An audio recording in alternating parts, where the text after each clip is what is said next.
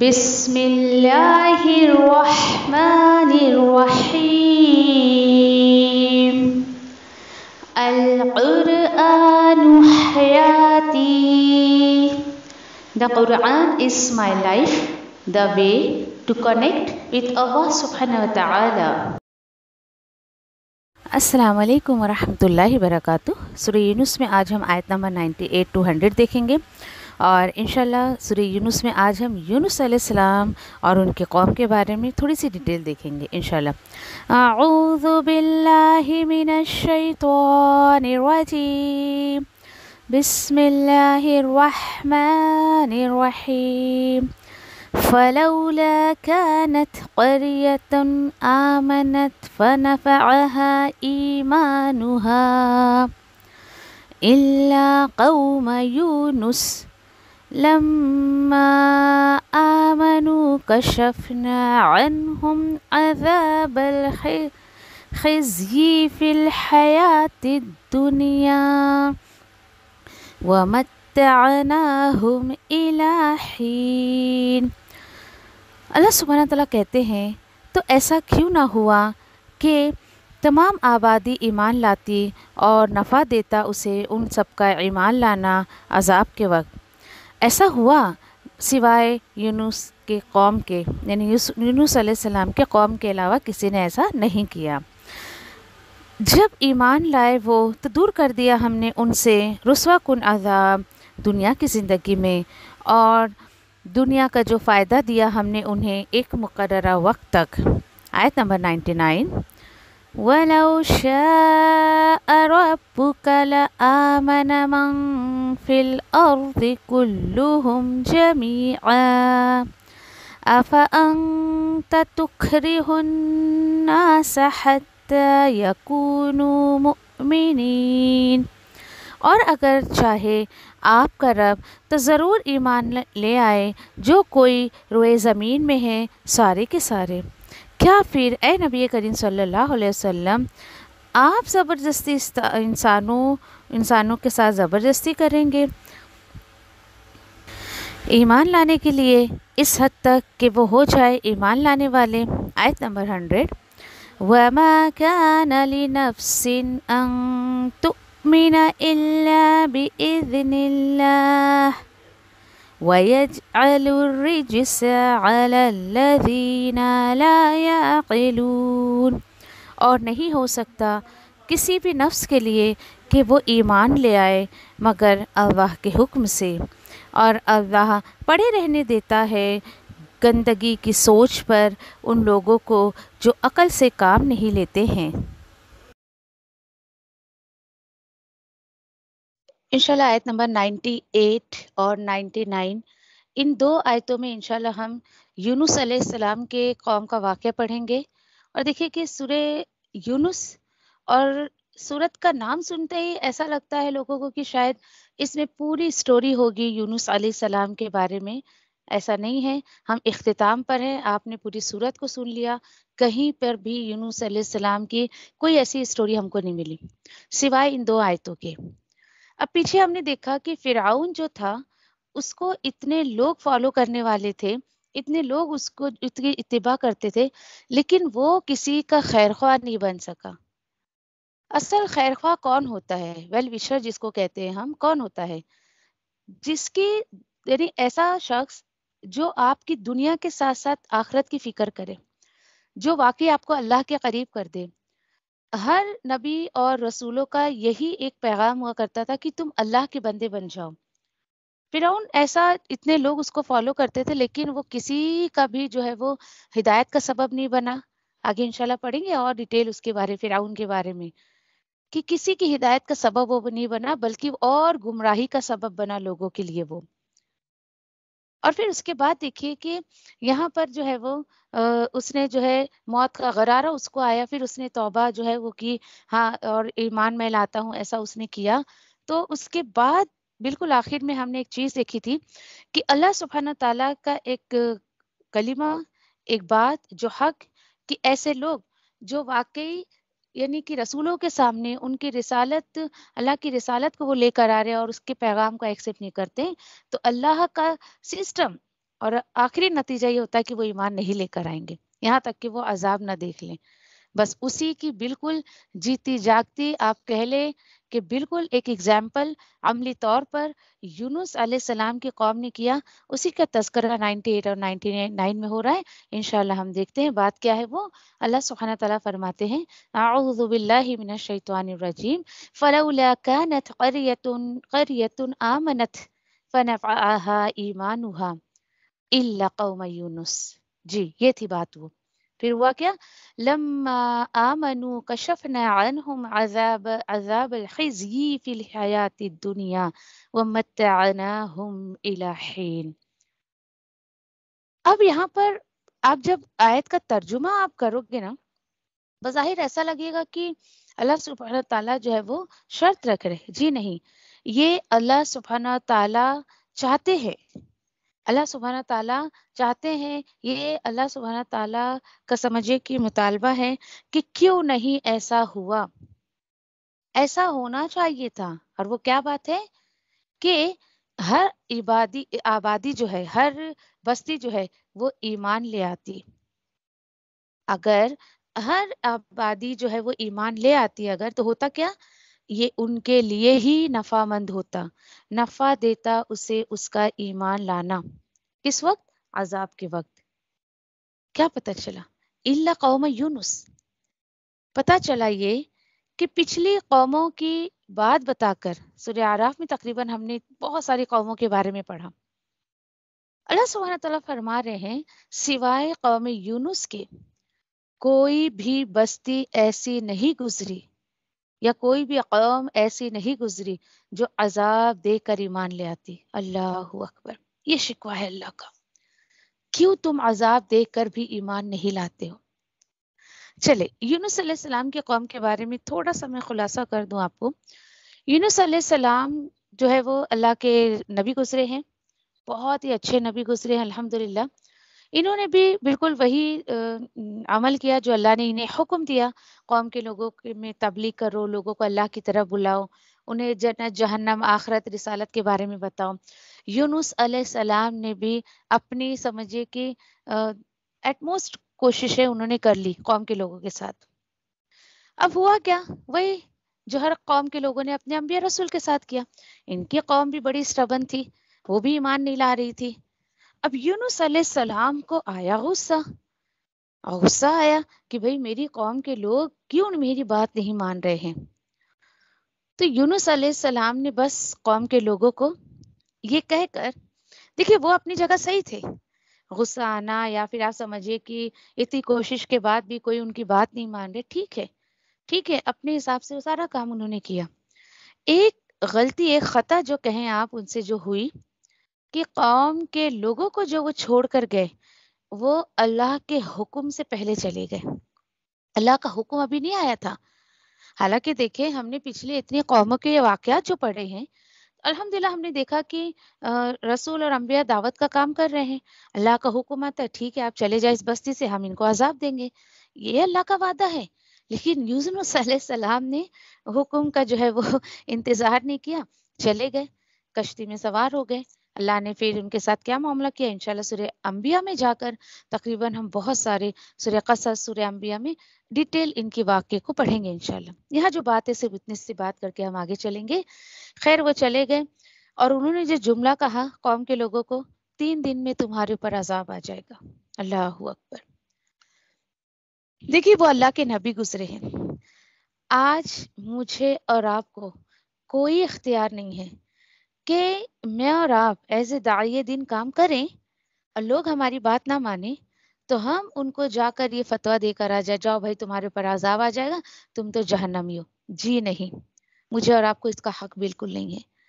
وہ انبیاء اور اللہ کے بیچ کی باتیں ہوا کرتی تھی کہ اللہ سبحانہ تعالیٰ ان پر ظاہر کر دیتے تھے ہاں یہ ان کے لیے عذاب ہے یا ان کے لیے سزا ہے یا ان کے لیے جو ہے وہ رحمت ہے. وہ اللہ کا اور اس کے رسولوں کا معاملہ ہوا کرتا تھا کیونکہ ان کے پاس وحی آتی تھی. میرے اور آپ کے پاس کوئی وحی کا ذریعہ نہیں ہے بالکل بھی.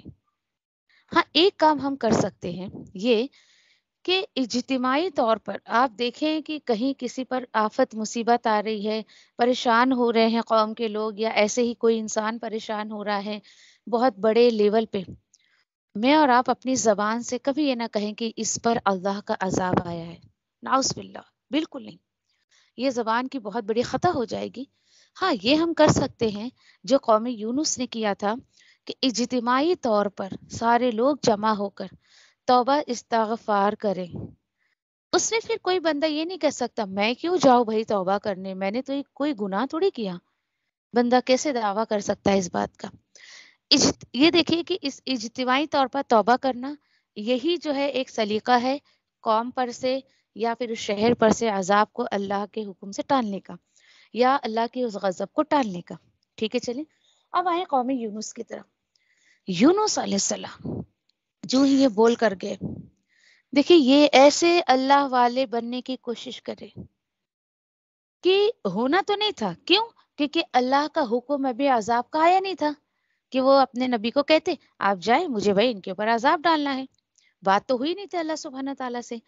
لیکن چونکہ یونس علیہ السلام نے ایسا کہہ دیا تھا، یونس علیہ السلام کے اس قول کو اللہ سبحانہ تعالیٰ نے پورا کیا۔ کس طریقے سے؟ بس وہ کہہ کر چلے گئے تم پر عذاب آئے گا، اس کے سمپٹمز اللہ نے ان کو دکھانا شروع کر دیے تھے۔ ہوائیں چلائی اللہ نے، بادل گھر کر آنے لگے، اور انہیں ایسا لگ رہا تھا چونکہ ان کے دوران جو نبی تھے وہ بول کر گئے تھے نا، انہوں نے فیل کیا کہ جو یونس کی ہم نے نافرمانی کی نا، یہ ہم پر عذاب کی صورت میں برسنے والا ہے۔ جب انہیں اس چیز کا احساس ہوا، سب سے پہلے انہوں نے اپنے بتوں کو توڑا، بتوں کو توڑا، رسم و رواج جو کرتے تھے اس کو ختم کیا، اور اس طریقے سے جو ہے یعنی کہ اور سارے لوگ ایک جگہ پر جمع ہو کر اور اپنے سر انہوں نے جو ہے وہ زمین میں ٹیک دیے، لائک سجدہ کی حالت میں تھے، وہ اپنے اپنے چہروں کو انہوں نے جھکا لیا۔ یہ تھی ان کے توبہ کی جو ہے یعنی کہ ان کے ایمان لانے کا واقعہ۔ اب آپ دیکھیں سسٹم تو یہ تھا کہ عذاب تو آنا نہیں تھا، لیکن اللہ سبحانہ تعالیٰ نے چونکہ نبی کے زبان سے وہ بات نکلی تھی تو اس کے اثرات اللہ نے صرف دکھائے تھے، کیونکہ عذاب کا حکم تو ہوا ہی نہیں تھا۔ سوچے ذرا اب آپ، اور اللہ نے ان کے اس جو ہے وہ توبہ کو قبول کیا۔ اب آپ بولو گے یہ کیسے پتا چلا؟ انشاءاللہ آگے جا کر ہم پڑھیں گے۔ ان شارٹ میں آپ کو بتا دوں کہ اس کے بعد اللہ نے جو یونس علیہ السلام کے ساتھ معاملہ کرنا تھا، خیر وہ مچھلی کے پیٹ میں گئے، کیا کیا اللہ نے ان کے ساتھ معاملہ کیا، اور دوبارہ اللہ سبحانہ تعالیٰ نے یونس علیہ السلام کو مور دین 1 لاکھ پیپلز کی طرف بھیجا، 1.25 لاکھ یا تقریباً کچھ آتا ہے، اس سے زیادہ لوگوں کی طرف بھیجا، اور وہ کمپلیٹلی ایمان لے کر آئے تھے۔ سبحان اللہ۔ اب آپ سوچیں کہ وہ دو تین دنوں میں اگر یہ عذاب کے اثرات اللہ سبحانہ تعالیٰ نہیں دکھاتے قوم کے لوگوں کو، تو نعوذ باللہ ثم نعوذ باللہ قوم کے لوگ یہ کہہ سکتے تھے یونس جھوٹا ہے، اس نے تو کہا تھا کہ جاؤ تم پر اللہ کا عذاب آئے گا۔ اللہ سبحانہ تعالیٰ اپنے بندوں کی بات اس لیے سنتے ہیں کیونکہ وہ دین کا کام کر رہا ہے، تو اللہ سبحانہ تعالیٰ اس کو پورا کرنے پر قادر ہے تاکہ داعی دین لوگوں کی نظر میں جھوٹا نہ بنے۔ ہو سکتا ہے اس کے حق میں وہ چیز نہ ہو، لیکن جو ہے وہ ایک اللہ والا یہ کہہ دے کہ جاؤ تمہارا ایسا ہو جائے گا، تم ایسا کر رہے ہو ویسا کر رہے ہو، تو اس کو جھوٹا نہ ثابت کرتے ہوئے اللہ سبحانہ تعالیٰ اس کی بات کو قبول کر لیتے ہیں، اور اس طریقے سے ان کا ایمان جو ہے وہ لانے کا واقعہ اللہ نے یہاں پہ بیان کر دیا۔ وہی کہہ رہے اللہ تعالیٰ کہ جیسے یہاں پہ پیچھے فرعون ڈوبتے وقت عذاب دیکھتے وقت جو ہے وہ اس نے جو ہے یعنی کہ ایمان لانے کا دعویٰ کیا، لیکن وہ اس کا ایمان لانا کام نہیں آیا۔ کیوں؟ کیونکہ موت کا غرارہ آتے ہوئے جو ہے وہ عذاب کو دیکھتے ہوئے ایمان لے آئے تو کوئی فائدہ نہیں۔ قوم یونس نے شعور میں آ کر ایمان لانے کا دعویٰ کیا، اس کو قبول کیا، توبہ کی۔ یس، اللہ سبحانہ تعالیٰ تو تیار ہے کہ میرا بندہ توبہ کر کے پلٹ آئے میری طرف۔ اور یہ جو واقعہ ہوا، یہ جو ہے یونس علیہ السلام کا جو جس یعنی کہ قریہ میں یعنی کہ بستی میں بھیجا گیا تھا. نینوا کر کے وہ علاقہ تھا. اب دیکھیں یہاں پر کہ یہ وہی علاقہ ہے جہاں نبی کریم صلی اللہ علیہ وسلم جب طائف گئے. اب صلی اللہ علیہ وسلم نے کہا کہ یہ مکہ والے تو میری بات ہی نہیں سن رہے، ایمان نہیں لا رہے، چلو میں کہیں اور جا کے تبلیغ کا کام کرتا ہوں اور لوگوں کو دعوت کا کام پہنچاتا ہوں، دعوت کا پیغام پہنچاتا ہوں. ٹھیک ہے چلیں. آپ صلی اللہ علیہ وسلم نے ارادہ کیا چلو میں طائف کا سفر کرتا ہوں. طائف میں بڑے پڑھے لکھے لوگ ہیں، ہو سکتا ہے کہ انہیں میری بات سمجھ آ جائے. اور آپ طائف کا واقعہ ذرا پڑھ کے دیکھیں، دل پسیج جاتا ہے، آنکھیں نم ہو جاتی ہے کہ وہ اللہ کا رسول، اتنا پیارا لاڈلا اللہ کا رسول صلی اللہ علیہ وسلم، اور طائف کے لوگوں نے کیا معاملہ کیا، کیا رویہ اختیار کیا نبی کریم صلی اللہ علیہ وسلم کے بارے میں.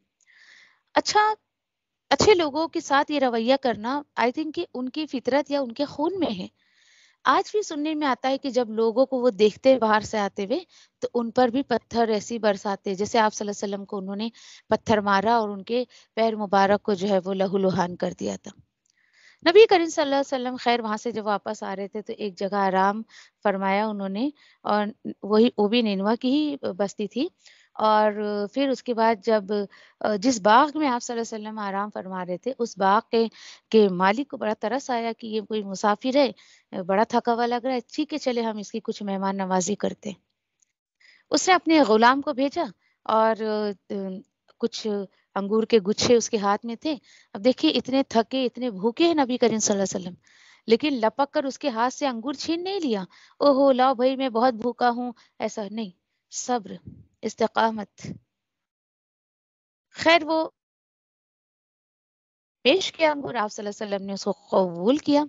اور اس کے بعد جو ہے کوئی ایسا گھمنڈ یا تکبر نہیں دکھا ہے، نہیں نہیں میں تمہارے انگور کیوں کھاؤں، نہیں مجھے نہیں کھانا ہے، ایسا ویسا نہیں. اس نے پیش کیا ایز اے تحفہ، ایز اے ہدیہ، تو آپ صلی اللہ علیہ وسلم نے قبول کر لیا. ٹھیک ہے. نبی کریم صلی اللہ علیہ وسلم جیسے ہی انگور کھانا انہوں نے شروع کیا تو کہا بسم اللہ. اور یہ الفاظ وہ جو غلام تھا اس نے جب سنا نبی کریم صلی اللہ علیہ وسلم کی زبان مبارک سے تو وہ کہنے لگا یہ تم نے کیا پڑھا؟ تو آپ صلی اللہ علیہ وسلم نے کہا بسم اللہ پڑھا میں نے. بولے یہ تو وہی کلمات ہے جو ہمارے نبی یونس علیہ السلام جو ہے ہمیں جو ہے یعنی کہ سکھا کر گئے ہیں. تو بولے تمہیں یہ کلمات کیسے آتے ہیں؟ نبی کریم صلی اللہ علیہ وسلم نے کہا وہ یونس تو ہمارے بھائی ہیں، میں انہی کی نسل میں سے اس وقت کا اس دور کا رسول چنا گیا ہوں. اور پھر انہوں نے اپنا تعارف کرایا اور جو ہی اس نے سنا تو فوراً کلمہ پڑھ اٹھا اشہد اللہ الہ الا اللہ. اب یہ کنورسیشن دونوں کے درمیان چل رہا ہے. باغ کے مالک نے دیکھا کہ بڑی لمبی میٹنگ ان کی چل رہی ہے تو اسے اپنے پاس بلا لیا اور پوری طریقے سے بات بھی نہیں کرنے دی. سوچے یہ اس طریقے سے یعنی وہاں پر پھر بہت ہی اچھے لوگ پیدا ہوئے، ایمان والے لوگ پیدا ہوئے. الحمدللہ آپ سوچے کہ نبی کریم صلی اللہ علیہ وسلم کب وہاں سفر کر کے گئے، کتنا عرصہ گزر چکا تھا، لیکن الحمدللہ وہاں کے اس بستی کے لوگ توحید پہ تھے، توحید پرست تھے. الحمدللہ کیونکہ سارے لوگ ایمان لے آئے تھے. وہ ایمان الحمدللہ ان کا نسلوں تک گیا، اللہ نے باقی رکھا ان کو الحمدللہ. تو اس طریقے سے دیکھیں کہ یہاں پر نبی کریم صلی اللہ علیہ وسلم کو تسلی دی جا رہی ہے کہ کوئی بات نہیں، یہ آج اہل مکہ آپ کی باتوں پر آپ کی رسالت پر ایمان نہیں لا رہے ہیں تو قوم یونس کا واقعہ سنایا گیا. اب اللہ تعالیٰ آگے بتا رہے ہیں کہ جب ایمان لائے وہ سب تو ہم نے دور کر دیا ان سے رسوکن عذاب. سبحان اللہ. یعنی انہوں نے اجتماعی توبہ کیا ایک ساتھ گروپ میں آ کر، اللہ نے ان پر آنے والے عذاب کو ٹال دیا دنیا کی زندگی میں. کتنی پیاری بات ہے. اور کب تک؟ یعنی کہ اور متاع زندگی دیا ہم نے انہیں ان کے مقررہ وقت تک. اللہ نے یعنی جب تک ان کی زندگی رہے بہت فائدہ عطا کیا، ان کی نسلوں کو بھی فائدہ اللہ نے عطا کیا. اور کتنی پیاری بات ہے یہاں پر ایک چیز یہاں پہ ہائی لائٹ کر لیں آپ. انہوں نے سچی توبہ کی، اللہ نے ان کو دنیا کا فائدہ دیا، دنیا کی رسوائی سے اللہ نے بچایا. یہ ہے اصل چیز. آج لوگ گناہ پہ گناہ کے کام کرے جا رہے نیکی کا نام لے لے کر اور توبہ کی توفیق نہیں. कैसे होगी भाई؟ रियलाइज होना चाहिए ना मैं कुछ गलत काम कर रही हूँ या मैं कर रहा हूँ। बड़ी हैरानी की बात है, एक बड़ी हैरानी हुई मुझे, और मेरे साथ ये इंसिडेंस हुआ, मैं शेयर करूंगी आप लोगों से। देखिए कि मुझे कोई मैसेज आया, मैंने खैर स्टेटस किसी का देखा, उसको मैंने रिप्लाई दिया कि अल्लाह सुब्हाना ताला बार बार कुरान में कह रहे हैं कि मेरे सिवा किसी को वली मत बनाओ। नाउ डे रजब के महीने में जो खुराफातें चल रही हैं उसी के पर वीडियो में इतनी शिरकिया बातें थी, इतनी शिरकिया बातें थी, तो मैंने बंदी को रिप्लाई दिया। तो मुझे कहती है वो कि हाँ सही से तर्जुमा समझेंगे तो समझ में आएगा ना। मैंने कहा अल्लाह तुम्हें तौफीक दे कि तुम अपनी जिंदगी खत्म होने से पहले अल्लाह के कलाम को समझ के पढ़ लो। तो मुझसे कहती है कि मैं आपसे ये कह रही हूँ कि सही तर्जुमा पढ़ के इंसान को ऐसा दीन समझ आता है, कैन यू बिलीव। और वो लड़की, मुझे हैरानी है कि ऐसी लड़कियां जो बाजारों की जीनत बनी हुई है, जिनके पर्दे का पता नहीं है, ना बुर्का ना पर्दा ना हिजाब, छोड़ ही दे उसको, तो थिएटरों की जीनत बनी हुई है, बाजारों की, मॉलों की, और यानी कि ऐसी ऐसी जगह की जीनत बन के घूम रही फिर रही है। और मैं क्यों कह रही हूँ आपसे, क्योंकि मैंने स्टेटस पे देखा है उस लड़की को बाकायदा ऐसे ही घूमते हुए। ठीक है चले, अब ऐसे लोग अहले कुरान को ये कहते हैं कि अल्लाह तुम्हें सही दीन समझने की तौफीक दे। सही दीन यानी जो कुरान की तालीमात को पहुंचा रहा है, उनकी नजर में वो सही दीन नहीं है, बल्कि हम जो बेहयाई कर रहे हैं या हम जो बेपर्दा घूम रहे हैं, थिएटरों में अपनी जो सेल्फी ले लेके हम थिएटरों की वीडियो डाल रहे हैं, हम सही दीन पर चल रहे हैं, ये उनका दावा है। बड़ी हैरानी हुई मुझे। मैंने कहा अल्लाह तुम्हें, तो मुझे कहती है कि अल्लाह ताला जिस दीन पर मैं चल रही हूँ ना, उस दीन से अल्लाह आपको माला माल कर दे। उसने मुझे ऐसा रिप्लाई दिया।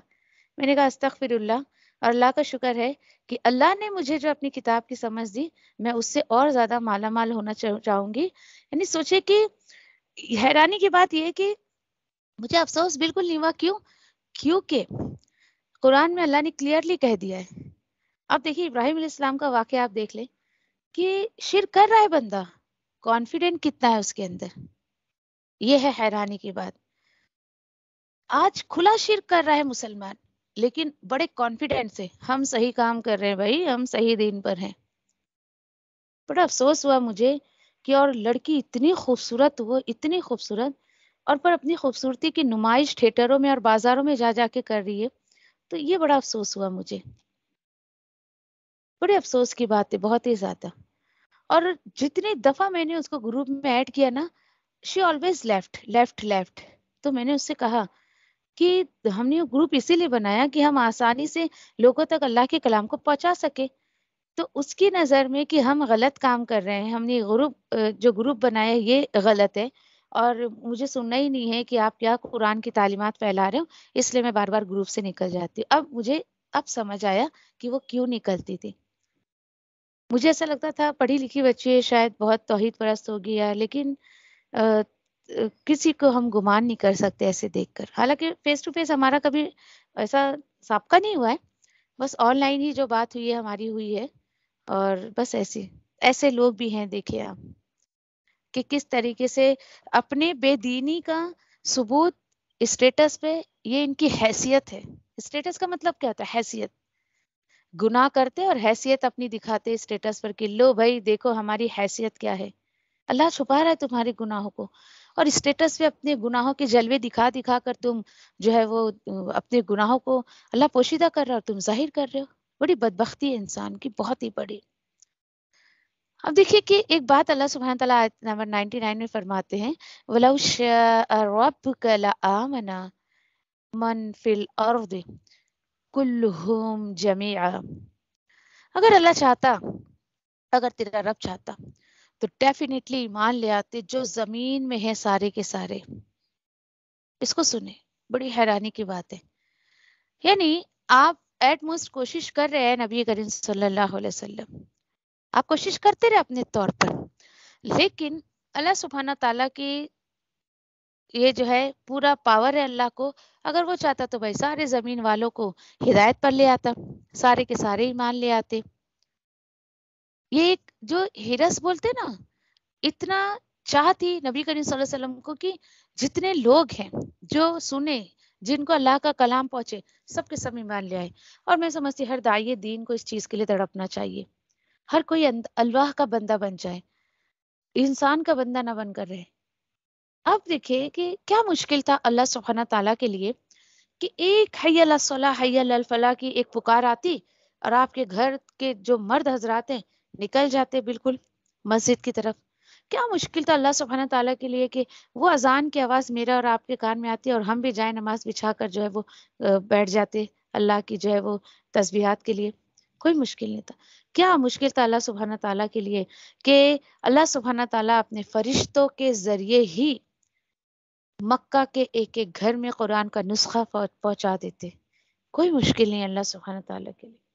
اللہ ایک کن کہتا اور ساری انسانیت آ جاتی یہاں پر بالکل ایمان کی طرف، ہدایت کی طرف. کیوں اللہ نے ایسا کیوں نہیں کیا؟ پہلے بھی میں نے آپ سے کہا وہ اس لیے کہ لِيَبْلُوَكُمْ أَيُّكُمْ أَحْسَنُ عَمَلًا. تقریباً 3 سے 4 مقام پر قرآن میں اللہ سبحانہ تعالیٰ نے یہ بات کہی ہے، جو کچھ تمہیں میں نے دیا ہے یہ سب آزمائش کے لیے ہے. یہ سب ایک ایگزامینیشن پیپر ہے. پرچہ سب کو مل گیا ہے، کون کس کو حل کرتا ہے وہ دیکھنے کی بات ہے. سوچے ہر بندہ اللہ کی نظر میں آزمائش میں ہے، سب انویسٹیگیشن میں. ساری نعمتیں میری اور آپ کی ایک ایگزامینیشن پیپر ہے. اس کو حل کرے اور اس کے مطابق پھر اللہ سبحانہ تعالیٰ فیصلہ کریں گے انسان کا. اللہ کی یہ سنت نہیں ہے کہ سب کو ایک ہی لاٹھی سے ہانک دے. جی نہیں. روئے زمین پر جب آدم علیہ السلام کو اللہ نے اتارا، سب سے پہلا پیغام جو دیا کہ جاؤ اس زمین پر، تمہاری اولادوں میں سے تم میں سے جو کوئی بھی، یعنی انسانوں میں سے جو کوئی بھی وہی الہی کی جو ہے وہ پیروی کرے گا، اس کو کوئی خوف نہیں ہوگا اور وہ غمگین نہیں ہوگا. وَلَا خَوْفٌ عَلَيْهِمْ وَلَا هُمْ يَحْزَنُونَ. کتنی پیاری بات ہے. شعور کے ساتھ اس آیت کو بندہ سمجھ لے، پوری زندگی سدھر جائے گی اس کی، کہ زندگی سے خوف اور غم نکالنا چاہتا ہے بندہ. آج ایک خوف ہی ایک خوف ہے نا جس کی وجہ سے غیر اللہ کو پکارتا ہے بندہ.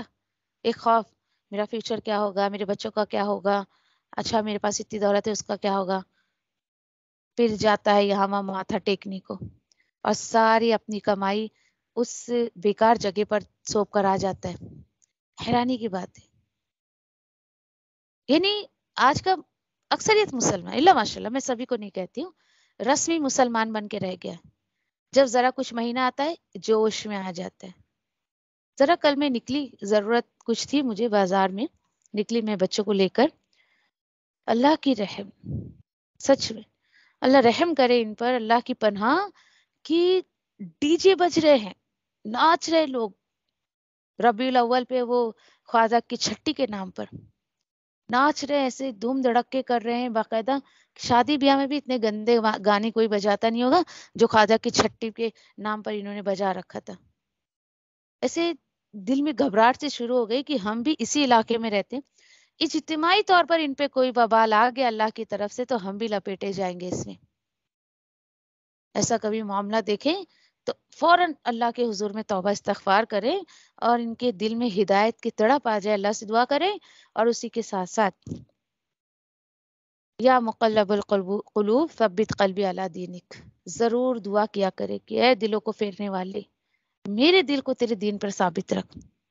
ربنا لا تزغ قلوبنا بعد إذ هديتنا وهب لنا من لدنك رحمة إنك أنت الوهاب. اللہ جب تو نے میرے دل کو جما دیا نا ہدایت پر، اللہ پلیز اب اس کو پلٹنے نہیں دینا. کیونکہ دیکھے شیطان تو ہر طرف سے میرے اور آپ کے پیچھے پڑا ہوا ہے کہ کب مجھے اور آپ کو وہ پھیر دے اور کھینچ لے جائے اپنی شیطانیت کی طرف. اللہ رحم کرے. تو جب اللہ نے کہہ دیا آپ صلی اللہ علیہ وسلم سے کہ بھائی میں چاہتا تو سارے لوگوں کو ایمان پر لے آتا، تو پھر ایک بات بتاؤ، افانتا تکرہ الناس حتی یکونوا مؤمنین، کیا پھر آپ زبردستی انسانوں کو اس حد تک جو ہے وہ زبردستی کریں گے ایمان لانے پر؟ دیکھیے یہ نبی کریم صلی اللہ علیہ وسلم کو سمجھایا جا رہا ہے. آپ اپنی کوشش صرف کر سکتے ہیں، کسی کو زبردستی آپ ایمان کی طرف نہیں لا سکتے. اس حد تک کہ وہ ہو جائے ایمان والے، کیا آپ زبردستی کرتے رہیں گے ان کے ساتھ؟ دیکھیے ایمان کوئی کہتے ہیں نا کہ سستی چیز نہیں ہے جو اللہ سبحانہ تعالیٰ ہر کسی کو سرو کرتے رہے. نو، جو اس کی تڑپ رکھتا ہے اللہ سبحانہ تعالیٰ اسی کو عطا کرتے ہیں. اس آیت پر مجھے ایک بات یاد آ رہی ہے کہ جو لوگ نعوذ باللہ یہ کہتے ہیں کہ اللہ کے پکڑے کو نبی چھڑائے، نبی کل مختار ہیں، یہ آیت ان تمام باتوں کی نفی کرتی ہے. نعوذ باللہ کچھ لوگ رسولوں کو تو چھوڑے، ولیوں کے نام پر یہ باتیں کہتے ہیں کہ وہ کل مختار ہیں، اللہ جس کو پکڑتا ہے تو وہ جو ولیوں کا نام لے کے کہتے ہیں وہ چھڑاتے ہیں. جی نہیں، جب اللہ سبحانہ تعالیٰ نے اپنے حبیب صلی اللہ علیہ وسلم کو یہ کہہ دیا ہے کہ آپ کسی کو زبردستی ایمان پر نہیں لا سکتے. سوچئے، یہ تو دنیا کی بات ہے. لوگ ولیوں کے بارے میں، آخرت کے بارے میں یعنی اتنے بڑے بڑے دعوے کرتے ہیں. کیوں لوگوں کو بات سمجھ نہیں آتی ہے کہ ایک بار آپ جو ہے وہ آپ صلی اللہ علیہ وسلم کو، اگر یہ آپ صلی اللہ علیہ وسلم کو اللہ سبحانہ تعالیٰ پرمیشن دیتے کہ چلو ٹھیک ہے آپ جس کو چاہے میں ہدایت دے دوں گا. نو، ایک آیت بھی مجھے اور آپ کو قرآن میں نہیں ملتی ہے.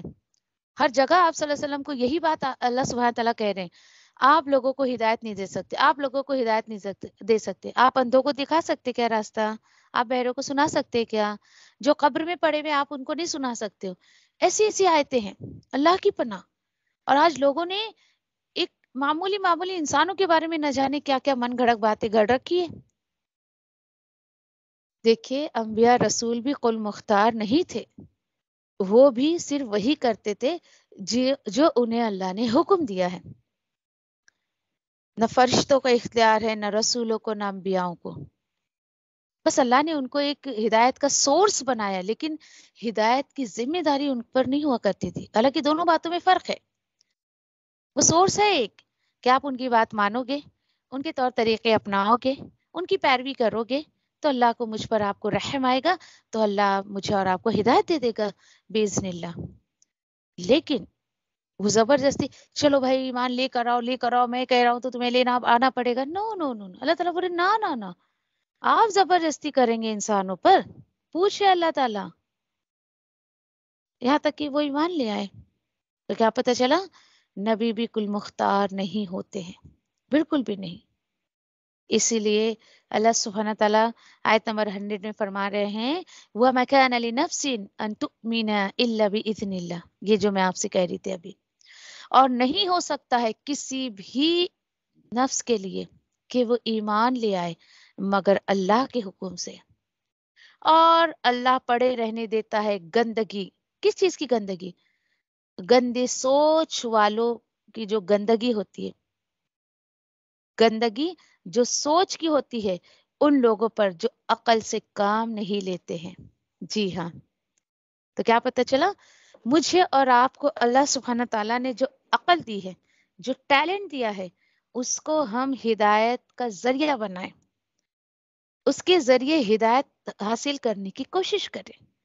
آج اللہ کا شکر ہے، اللہ نے مجھے اور آپ کو چنا اپنے کلام کو سننے اور سنانے کے لیے. تو ہم اپنے آپ میں اترائے نا، او ہو بھائی میں تو بڑی ہدایت والی ہو گئی ہوں، میں تو اچھے کام کرنے لگی ہوں اور باقی تو سارے لوگ گنہگار ہیں، سارے جہنمی ہیں. جی نہیں، میرا اور آپ کا رویہ بالکل یہ ہونا نہیں چاہیے. جب بھی کوئی آپ سے کہے تو آپ کہے یہ مجھے اللہ کے حکم سے ملا ہے. کیوں؟ کیونکہ اللہ تعالیٰ بھی یہی کہہ رہے ہیں کہ کوئی اگر ایمان لاتا ہے، کوئی ہدایت پر آتا ہے تو وہ صرف اللہ کے حکم سے آتا ہے. اور جن لوگوں کی سوچ میں توحید نہیں ہے، یہ ولیوں کی محبت، بتوں کی محبت اور یہ پیروں کی محبت، بزرگوں کی محبت، باپ دادا کی تقلید کی محبت، اللہ تعالیٰ بولتے جاؤ پڑے رہو. اللہ کو کیا فکر ہے بھائی؟ تم ہدایت لاؤ گے تمہارا فائدہ ہے، نہیں لاؤ گے تمہارا نقصان ہے. ہر بندہ اپنا نفع نقصان سوچتا ہے، لیکن عقل مند بندہ ہدایت کے پوائنٹ آف ویو سے اپنے نفع اور نقصان کو سوچتا ہے. اللہ تعالیٰ بول رہے ہیں، میں نہیں بول رہی. کیوں؟ اللہ تعالیٰ وہی کہہ رہے ہیں کہ اللہ تعالیٰ ایسے لوگوں کو پڑے ہی رہنے دیتا ہے گندگی میں جو عقل سے کام نہیں لیتے.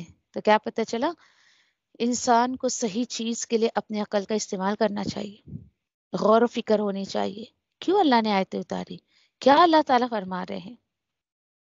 کیوں لوگ اس کو غلط پوائنٹ آف ویو میں قرآن کو لے کر جاتے ہیں اور ہدایت حاصل کرنے کے بجائے وہ غلط کاموں کی طرف چلے جاتے ہیں. بڑی حیرانی کے افسوس کی بات ہے، بہت ہی زیادہ. جزاکم اللہ خیر. سبحانک اللہم و بحمدک نشہد ان لا الہ الا انت نستغفرک و نتوب الیک. سبحان اللہ و بحمدہ سبحانک اللہم و بحمدک نشہد ان لا الہ الا انت نستغفرک و نتوب الیک. ربنا لا تزغ قلوبنا بعد إذ هديتنا وهب لنا من لدنك رحمة إنك أنت الوهاب. ربنا آتنا في الدنيا حسنة وفي الآخرة حسنة وقنا عذاب النار. آمين يا رب العالمين. ربنا تقبل منا إنك أنت السميع العليم وتب علينا إنك أنت التواب الرحيم. وآخر دعواني الحمد لله رب العالمين. والسلام عليكم ورحمة الله وبركاته.